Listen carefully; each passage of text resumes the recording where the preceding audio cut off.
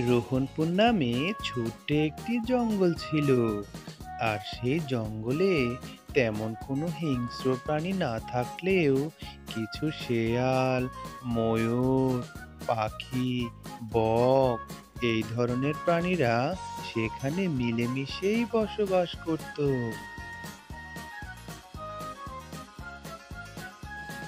আর এই ছোট জঙ্গলে একটি বক পাখি বসবাস করত। সে একটি গাছের মগডালে ছোট্ট একটি বাসা বানিয়ে সেখানেই থাকতো। বক পাখিটি জঙ্গলের এদিক থেকে ওদিক ঘোরাঘুরি করে খাবার সংগ্রহ করে, আর সেগুলো খেয়ে সে তার সুন্দর করে জীবনটা অতিবাহিত করতেছিল।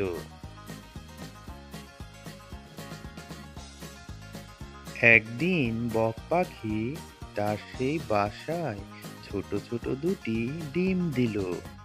আর সেই ডিমগুলোকে দেখে সে তো ভীষণই খুশি হয়ে গেল আর বলল, আরে বাহ, আমি তো খুব সুন্দর দুটি ডিম দিয়েছি। এই ডিম থেকে যখনই ছানা বের হবে আমি ওদেরকে নিয়ে অনেক আনন্দে থাকবো। আর ওদের সাথে আমি অনেক খেলা করব। আর ওরা যখন আমাকে মামা বলে ডাকবে তখন তো আমার অনেক আনন্দ লাগবে।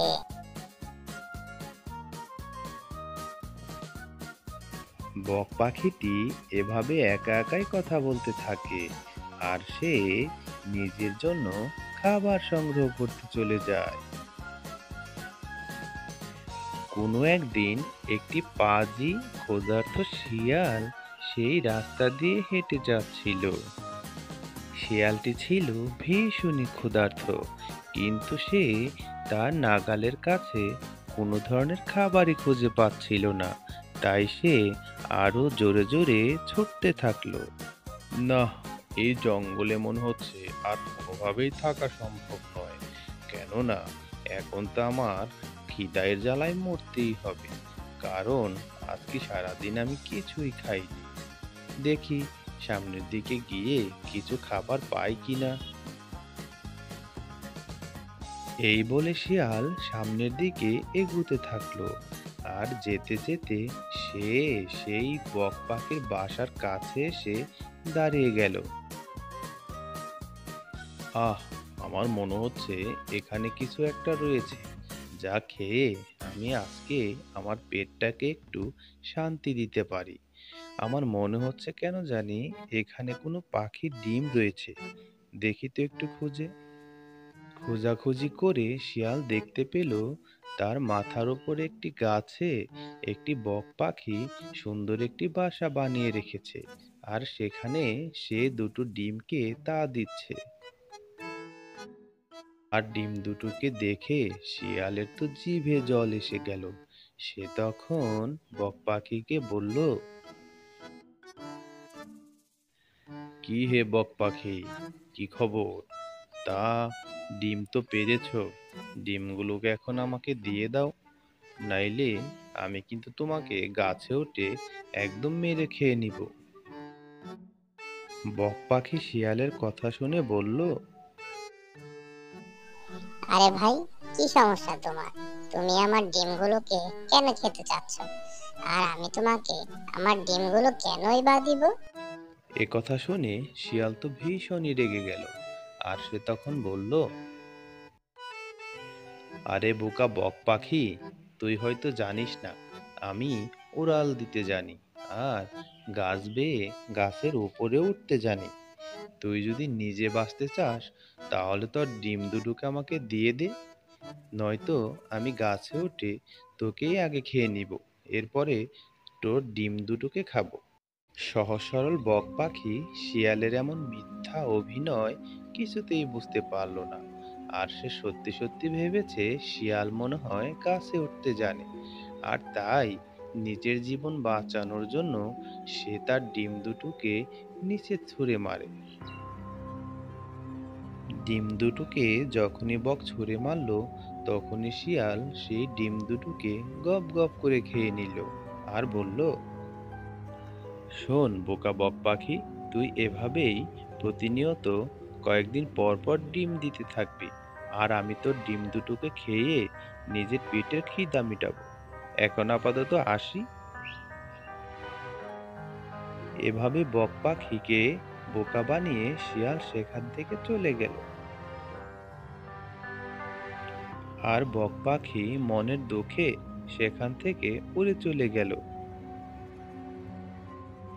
মনের দুঃখে উড়তে উড়তে বক পাখি তার বন্ধু হুলু বকের কাছে গেল, আর সেখানে গিয়ে তার মনের দুঃখ সব কিছু খুলে বলল। আর হুলু বক বক পাখির কথা শুনে ভীষণই অবাক হয়ে গেল, আর রেগে মেগে বলল, ভাই জুলুবক, তুমি এত বোকা আমি কখনোই ভাবতে পারিনি। তুমি কি জানো না, শিয়াল কখনো গাছে উঠতে পারে না, আর সে কখনো উঠতেও পারে না। তুমি কি করে এমন বোকামিটা করলে ভাই? হুলু বকের কথা শুনে জুলু বক তো অবাক হয়ে গেল, আর সে নিজের বোকামির ভুল বুঝতে পারলো। আর হুলু বককে বলল, ভাই হলো বক, আমাকে একটি বুদ্ধি দাও, যাতে করে ওই শিয়ালটাকে আমি একটা উচিত শিক্ষা দিতে পারি। কেননা সে খুব দ্রুতই আবার আমার ডিম খাওয়ার জন্য আমার বাসায় ফিরে আসবে। হুলু বক জুলু বকের কানে কানে গিয়ে একটি বুদ্ধি দিল, আর জুলু বক সেখান থেকে নিজের বাসায় ফিরে গেল। এভাবে বেশ কিছুদিন কেটে গেল, আর হুলু বক তার বাসায় আবার সুন্দর দুটি ডিম পেড়েছে, আর সে এখন মহা খুশি। আর বেশ কিছুদিন পর শিয়ালও ক্ষুধার্ত অবস্থায় কোনো জায়গায় খাবার না পেয়ে সেই বক পাখির বাসার কাছে আসলো, আর বলল, এই বোকা বক, তাড়াতাড়ি তোর ডিম দুটোকে আমাকে দিয়ে দে, নয়তো কিন্তু আমি গাছে উঠে আগে তোকেই খাবো, এরপর তোর ডিম দুটোকেও খাবো। হ্যাঁ হ্যাঁ শিয়াল ভাই, তুমি কোনো চিন্তাই করো না। এই যে নাও, আমি এখনই আমার ডিম দুটোকে তোমাকে দিয়ে দিচ্ছি। এই বলে বক পাখি সেই হুলু বকের বুদ্ধিমতো একটি পাথর শিয়ালের মুখের দিকে ছুঁড়ে মারল, আর শিয়াল চোখ বন্ধ করে ডিম মনে করে সেই পাথরই গিলে ফেলল। ওরে বাবা, ওরে বাবা, এটা কি? এটা তো ডিম না, আমার গলার ভিতরে কি আটকে গেল? আ বাঁচাও, বাঁচাও, কে আছো, আমাকে বাঁচাও। এভাবে ডিমের বদলে একটি পাথর ছুঁড়ে মেরে চালাকি করে বক পাখিটি শিয়ালটিকে মেরে ফেলল, আর সে তার দুটো ডিমকে নিয়ে সুখে শান্তিতে বসবাস করতে থাকলো।